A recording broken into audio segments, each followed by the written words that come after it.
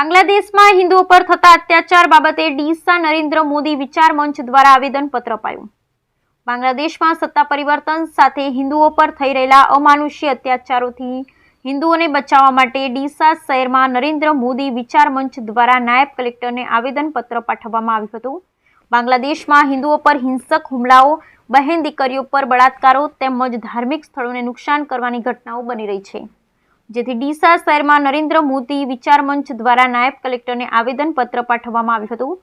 આવેદનપત્રમાં જણાવ્યું હતું કે આપણા પાડોશી બાંગ્લાદેશમાં જે હિસાબે કાયદો વ્યવસ્થાઓનું સરેઆમ ઉલ્લંઘન કરી બહુસંખ્યક દ્વારા ત્યાં વસવાટ કરતા અલ્પસંખ્યક એવા હિન્દુ સમાજના લોકો પર જે રીતે આયોજનબંધ હુમલાઓ થાય છે, ઘાતકી હત્યાઓ કરવામાં આવે છે, મહિલાઓ સાથે દુષ્કર્મ કરવામાં આવે છે તથા હિન્દુ સમાજના ધર્મસ્થાનોને નુકસાન પહોંચાડાય છે, એવી હિંસક પ્રવૃત્તિને અમે સખત શબ્દોમાં વખોડીએ છીએ અને એવા અસ્થિરતા ભર્યા માહોલમાં ભારત સરકાર અસરગ્રસ્ત હિન્દુઓના જાનમાલને વધુ હાનિ ન પહોંચે તેવા પ્રયાસ યુદ્ધના ધોરણે કરવા જોઈએ એવી અમારી અપેક્ષા છે।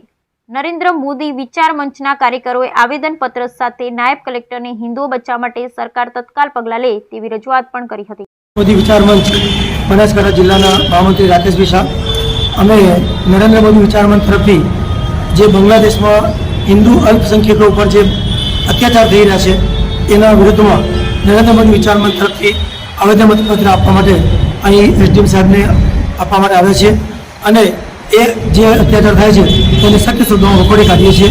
એ ખૂબ આભાર છે। મહેશ્વરભાઈ દેસાઈ, બનાસકાંઠા જિલ્લા પ્રભારી।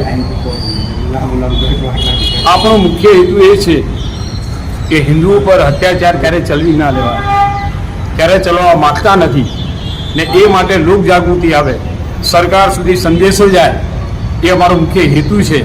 એના સંદર્ભમાં આજે એસડીએમ સાહેબને અમે આવેદનપત્ર આપેલું છે કે સરકાર શ્રી તરફ ક્યાંક આ વાત જાય, એમના કાને સંભળાય અને કડકમાં કડક પગલાં લે કે ભવિષ્યમાં અન્ય દેશો પર પણ જે આપણા હિન્દુ લોકો રહેશે એને તકલીફ ન પહોંચે, એ માટે અમારો મુખ્ય હેતુ હતો। ભારત માતા કી જય।